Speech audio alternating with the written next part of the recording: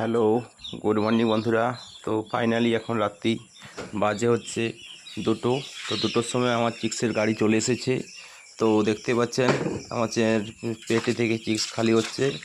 তো প্রথমে গাড়ি থেকে ফার্মে নিয়ে আসা হয়েছে। নিয়ে আসার পরে এখান থেকে বক্সগুলো আনবক্সিং করে খোলা হচ্ছে এবং খুলে প্রতিটা বোর্ডিংয়ে আমার চিক্স ঢালা হচ্ছে। তো দেখতে পাচ্ছেন চিক্সগুলো কোয়ালিটি কেমন সেটা আপনারা কমেন্টে জানাবেন।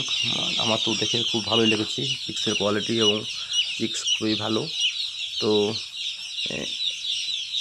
দেখতে পাচ্ছেন এখন পাখিগুলো প্রত্যেকটাকে আনবক্সিং করে প্রত্যেকটাকেই ঢালা হচ্ছে। এখন খাবার দিচ্ছে বাবা।